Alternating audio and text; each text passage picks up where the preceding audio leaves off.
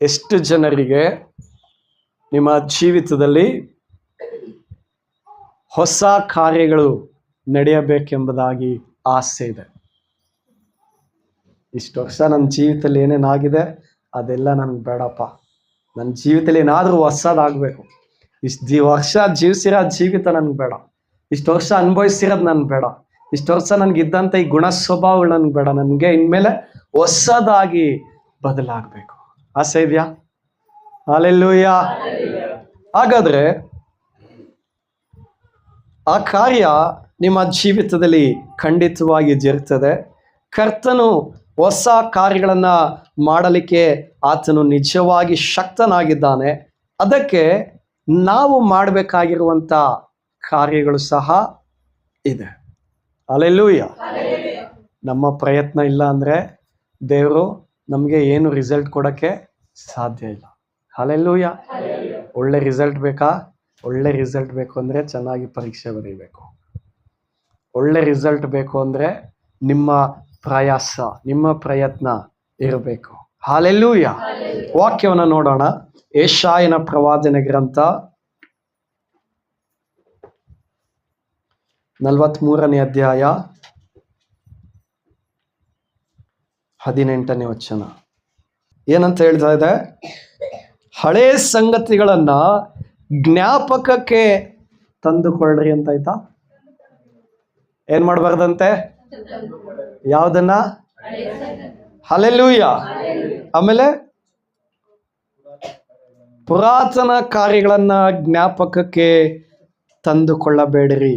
ಮಗಳ ಪುರಾತನ ಕಾರ್ಯಗಳನ್ನ ಮರೆತು ಬಿಡ್ರಿ. ಹಲ್ಲೆಲೂಯಾ.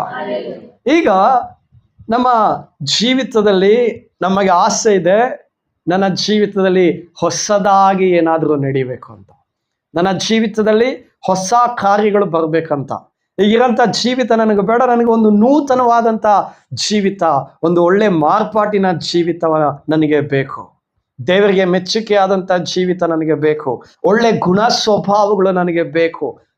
ಹಲ್ಲೆಲೂಯಾ. ಆ ಕಾರ್ಯಗಳು ನಿಮ್ಮ ಜೀವಿತದಲ್ಲಿ ನಡಿಬೇಕಾದ್ರೆ ನೀವೇನ್ ಮಾಡ್ಬೇಕಂತೆ? ಏನ್ ಮಾಡ್ಬೇಕಂತೆ? ಕೇಳಿಸ್ತಾ ಇಲ್ಲ.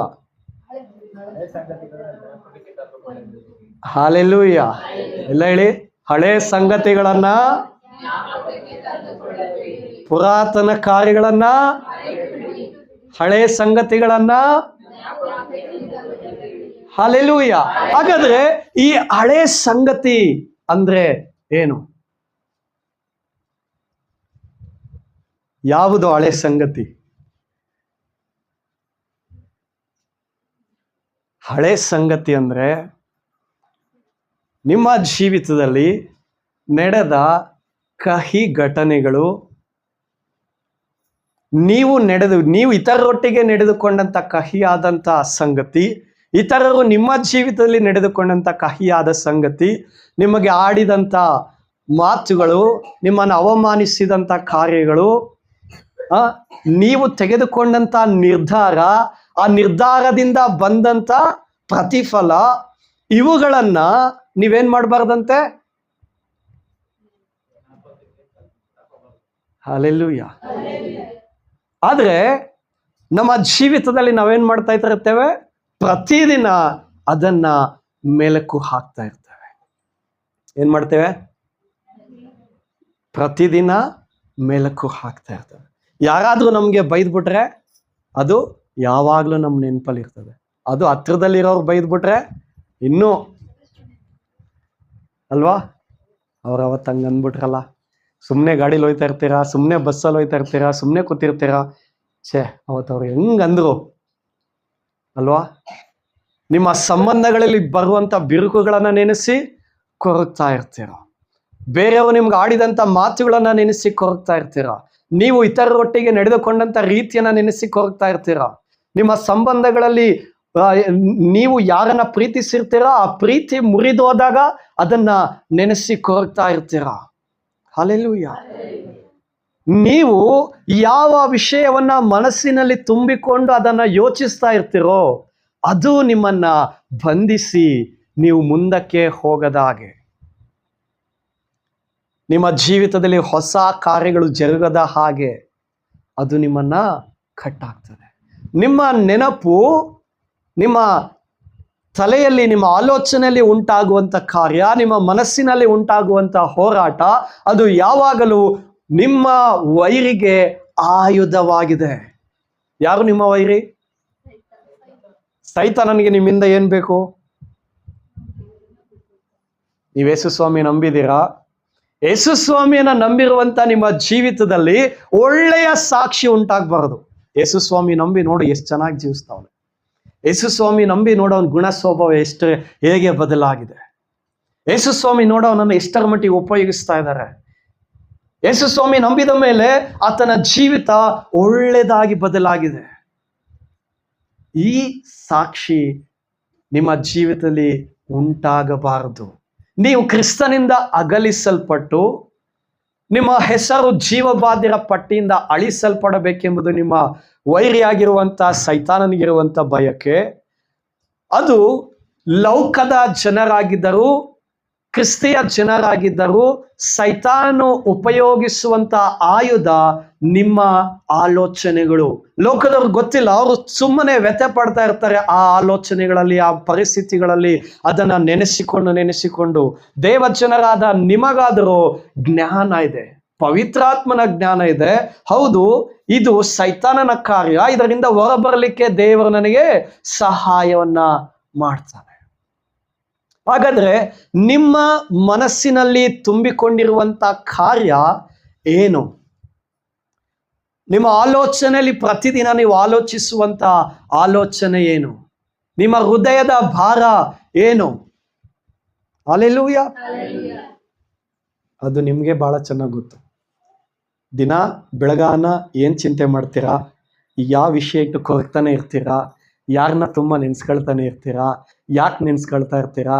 ಯಾಕೆ ನಿಮ್ಗೆ ಪ್ರತಿದಿನ ಬೇಸರ ಆಗ್ತಾ ಇರ್ತದೆ ಅಲ್ವಾ?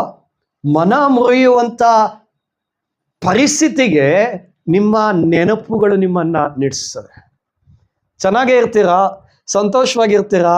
ನಾಳೆ ಆದ ತಕ್ಷಣ ನಾಳೆ ಏನಾಗುತ್ತೆ? ದಿಢೀರಂತ ಆ ಹಳೆಯ ಸಂಗತಿಗಳು ನೆನಪಾಗಿ, ನಿನ್ನೆ ತಾನೇ ಚೆನ್ನಾಗಿದ್ದ, ಈಗೇನಪ್ಪ ಮಂಗ್ ಕೊಡ್ದ್ಬಿಟ್ಟು ಹಿಂಗಾಗ್ಬಿಟ್ಟವನಲ್ಲ, ಯಾರ ಹತ್ರನೂ ಮಾತಾಡಂಗಿಲ್ಲ, ಏನು ಹೇಳ್ಕೊಳಂಗಿಲ್ಲ, ಒಳಗಡೆನೆ ದುಃಖ ಆಗ್ತಾ ಇರ್ತದೆ. ಹಲ್ಲೆಲೂಯಾ. ಈ ದುಃಖ ನಿಮ್ಮನ್ನ ಕ್ರಿಸ್ತನಿಂದ ಹೇಗೆ ಅಗಲಿಸ್ತದೆ?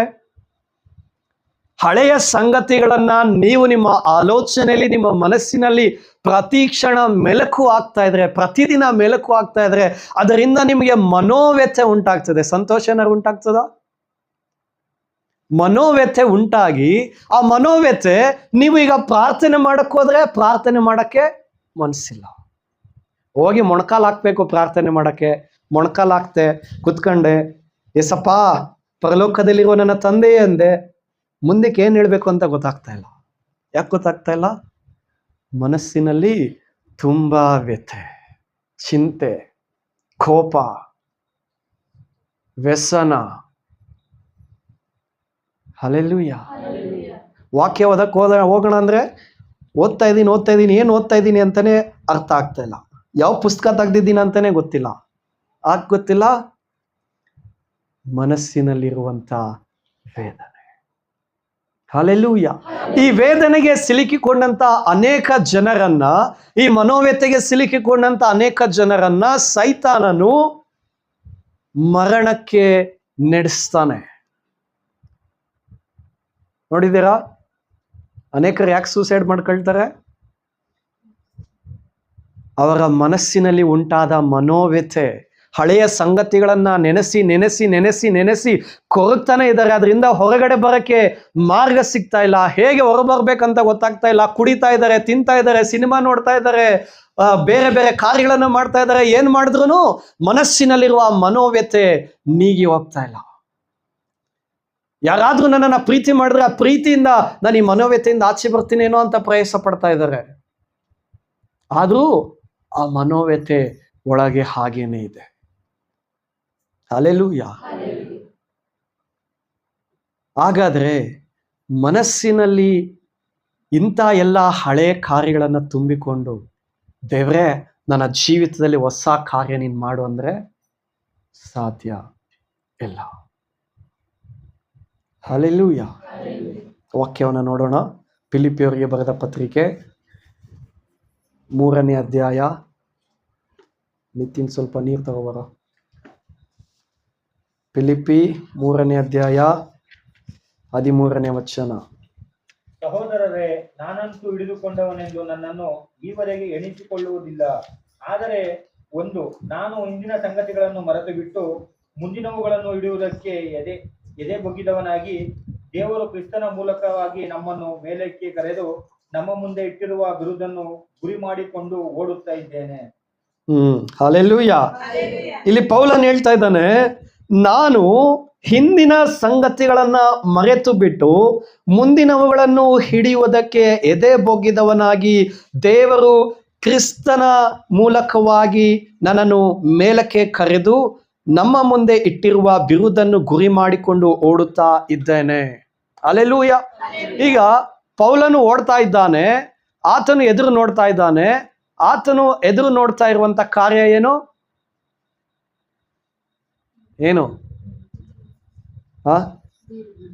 ಯಾವ ಬಿರುದು?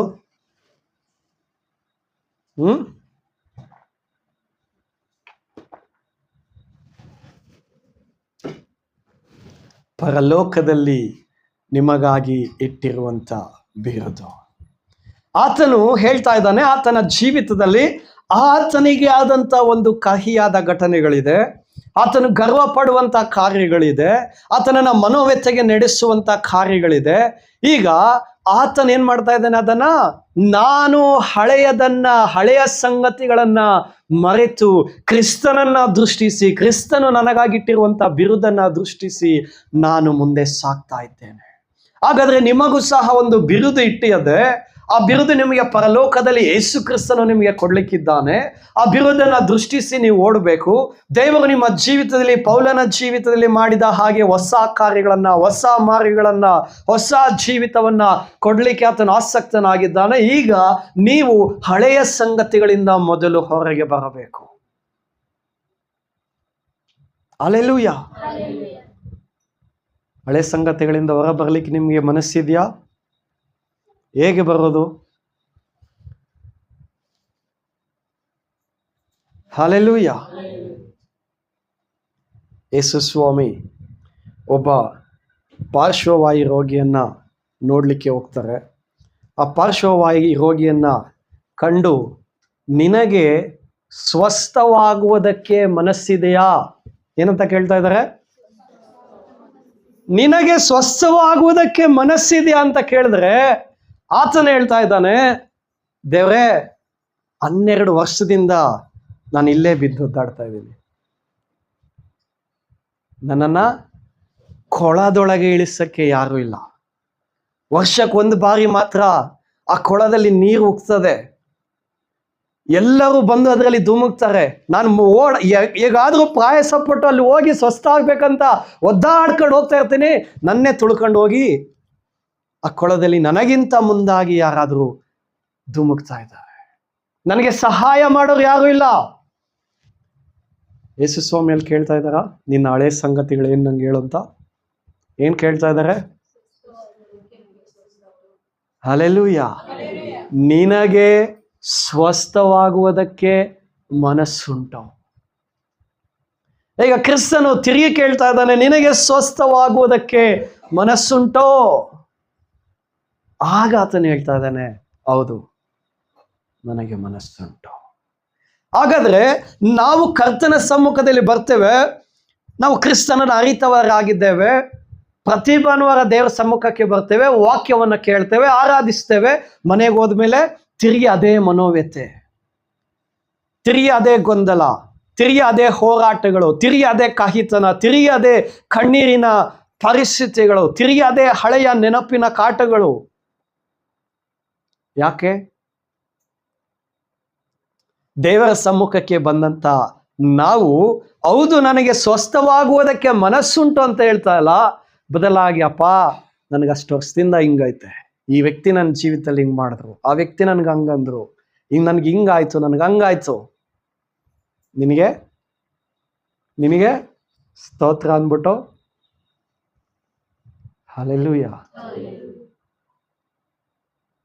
ಈಗ ಒಂದು ಪಾತ್ರೆಗೆ ನಾನು ಏನನ್ನಾದರೂ ತುಂಬಿಸಬೇಕಂದ್ರೆ ಅಲ್ವಾ, ಏನನ್ನಾದರೂ ತುಂಬಿಸಬೇಕಂದ್ರೆ ಆ ಪಾತ್ರೆ ಏನಾಗಿರ್ಬೇಕು? ಆ ಪಾತ್ರೆ ಈಗಾಗಲೇ ಏನನ್ನೇನನ್ನೋ ತುಂಬಿಕೊಂಡಿದೆ. ಈಗ ನಾನು ನನ್ನ ಚಿತ್ತಕ್ಕೆ ಬಂದದ್ದನ್ನ ಆ ಪಾತ್ರೆ ಒಳಗೆ ತುಂಬಿಸ್ಬೇಕಂದ್ರೆ ಸಾಧ್ಯ ಆಗ್ತದ? ಹಲ್ಲೆಲೂಯ.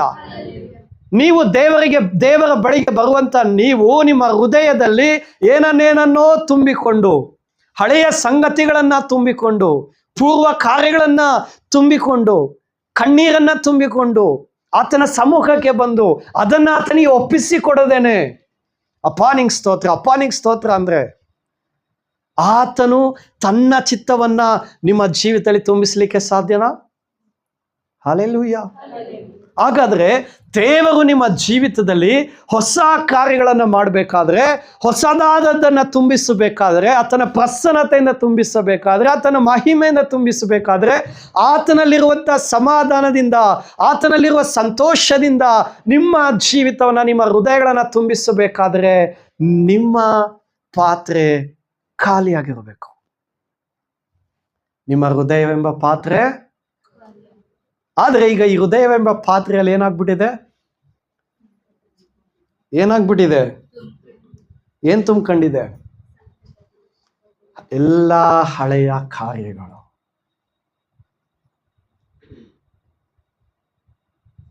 ಎಲ್ಲ ದುಃಖದ ಘಟನೆಗಳು,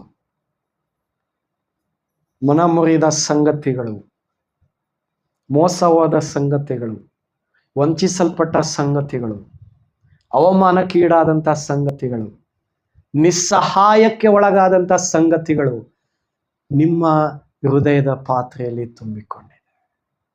ಹಾಗಾದ್ರೆ ದೇವರು ಅಪೇಕ್ಷಿಸ್ತಾ ಇದ್ದಾರೆ ನಿಮ್ಮಿಂದ. ಹೌದು, ಅದನ್ನ ನಿಮ್ಮಿಂದ ಖಾಲಿ ಮಾಡ್ಲಿಕ್ಕೆ ಸಾಧ್ಯ ಇಲ್ಲ ಅಂತ ಆತನಿಗೆ ಗೊತ್ತು. ಆತನ ಅಪೇಕ್ಷಿಸ್ತಾ ಇದ್ದಾನೆ, ಆ ಪಾತ್ರೆಯನ್ನ ನನ್ನ ಬಳಿಗೆ ನೀನು ಕೊಡು, ನಾನು ಅದನ್ನ ಖಾಲಿ ಮಾಡಿ, ನಾನು ಅದನ್ನ ಶುದ್ಧೀಕರಿಸಿ, ಅದರಲ್ಲಿ ನನ್ನ ಚಿತ್ತವಾಗಿರುವಂಥ ಕಾರ್ಯಗಳನ್ನ, ಹೊಸ ಕಾರ್ಯಗಳನ್ನ, ನನ್ನ ಸಮಾಧಾನವನ್ನ, ನನ್ನ ಸಂತೋಷವನ್ನ, ನನ್ನ ಪ್ರಸನ್ನತೆಯನ್ನ ನಾನು ಅದರಲ್ಲಿ ತುಂಬಿಸ್ತೇನೆ. ಜನ ನಿನ್ನನ್ನು 12 ವರ್ಷದಿಂದ ಕುಂಟ ಅಂತ ಇದ್ದಾರ, ಪರವಾಗಿಲ್ಲ, ನಾನು ನಿನ್ನನ್ನ ಅದ್ಭುತವಾಗಿ ನಡೆಸ್ತೇನೆ, ನೀನು ಎದ್ದು ನಡೆದಾಡ್ತೀಯ. ಹಲ್ಲೆಲೂಯ.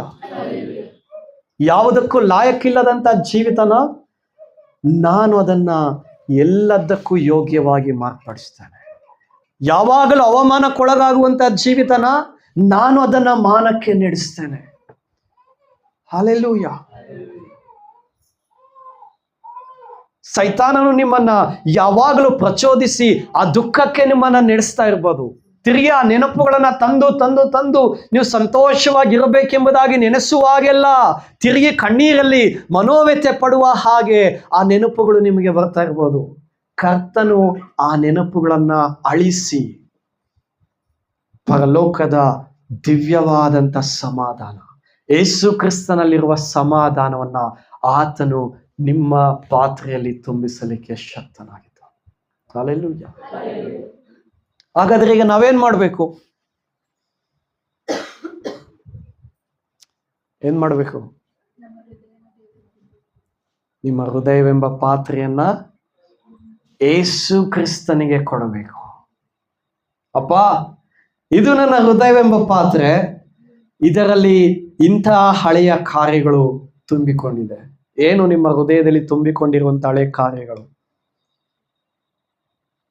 ಹಿಂಸೆಗೊಳಗಾದದ್ದ, ನಿಸ್ಸಹಾಯಕತೆಗೆ ಒಳಗಾದದ್ದ, ಮೋಸಕ್ಕೆ ಒಳಗಾದದ್ದ, ನಂಬಿಕೆ ದ್ರೋಹಕ್ಕೆ ಒಳಗಾದದ್ದ, ವಂಚನೆಗೆ ಒಳಗಾದದ್ದ, ಜನರಿಂದ ಅವಮಾನಕ್ಕೆ ಒಳಗಾದದ್ದ, ಯಾವುದರಿಂದ ನಿಮ್ಮ ಹೃದಯವೆಂಬ ಪಾತ್ರೆ ತುಂಬಿದೆ ಅದನ್ನ ದೇವರಿಗೆ ಕೊಡ್ರಿ. ಅಪ್ಪ, ಇಂತಿಂಥ ಕಾರ್ಯಗಳಿಂದ ನನ್ನ ಹೃದಯವೆಂಬ ಪಾತ್ರೆ ತುಂಬೋಗಿದೆ, ಇದನ್ನ ನೀನು ಖಾಲಿ ಮಾಡು. ಎಸಪ್ಪ, ನಿನ್ನ ಸಮಾಧಾನದಿಂದ ನನ್ನನ್ನು ತುಂಬಿಸು. ಅನೇಕರಿಗೆ ಆಶೀರ್ವಾದವಾಗಿರುವ ಪಾತ್ರೆಗಳಾಗಿ ನನ್ನನ್ನು ಮಾರ್ಪಡಿಸು. ಇಲ್ಲಿವರೆಗೆ ನಾನು ದುಃಖ ಪಟ್ಟಿದ್ದು ಸಾಕು, ಇಲ್ಲಿವರೆಗೆ ನಾನು ಕಣ್ಣೀರಿಟ್ಟಿದ್ದು ಸಾಕು, ಇಲ್ಲಿವರೆಗೆ ನಾನು ಅವಮಾನ ಹೊಂದಿದ್ದು ಸಾಕು, ಇಲ್ಲಿವರೆಗೆ ಮನೋವ್ಯಥೆ ಪಟ್ಟಿದ್ದು ಸಾಕು. ಇಲ್ಲಿವರೆಗೆ ಅನುಭವಿಸಿದ ಹೃದಯದ ಗಾಯಗಳು ಸಾಕು. ಇನ್ನು ಮೇಲೆ ನಿನ್ನ ಮಗನಾಗಿ ನಾನು ಜೀವಿಸುವ ಹಾಗೆ, ನಿನ್ನ ಮಗಳಾಗಿ ಜೀವಿಸುವ ಹಾಗೆ, ನಿನ್ನ ಪ್ರಸನ್ನತೆಯಲ್ಲಿ ತುಂಬಲ್ಪಡುವ ಹಾಗೆ, ನಿನ್ನ ಮಹಿಮೆಯಲ್ಲಿ ನಡೆಯುವ ಹಾಗೆ, ನನ್ನ ಮೂಲಕ ಅನೇಕರು ಸಂತೋಷವನ್ನ ಸಮಾಧಾನವನ್ನ ಹೊಂದುವ ಹಾಗೆ, ಅಂತ ಪಾತ್ರೆಯಾಗಿರುವ ಹಾಗೆ ನನ್ನನ್ನ ನೀನು ತುಂಬಿಸು. ಹಲ್ಲೆಲೂಯಾ. ಪ್ರಾರ್ಥನೆ ಮಾಡೋಣವಾ? ಎಷ್ಟು ಜನ ನಿಮ್ಮ ಹಳೆಯ ಸಂಗತಿಗಳನ್ನ, ನಿಮ್ಮ ಹೃದಯ ಪಾತ್ರೆಗಳನ್ನ ಆತನಿಗೆ ಒಪ್ಪಿಸಿಕೊಡ್ಲಿಕ್ಕೆ ಸಿದ್ಧ ಇದ್ದೀರಾ? ಕಣ್ಣುಗಳನ್ನು ಮುಚ್ಚಿ ಮೊಣಕಾಲುಗಳನ್ನು ಊರಿ ನಾವು ಪ್ರಾರ್ಥನೆಯನ್ನ ಮಾಡೋಣ.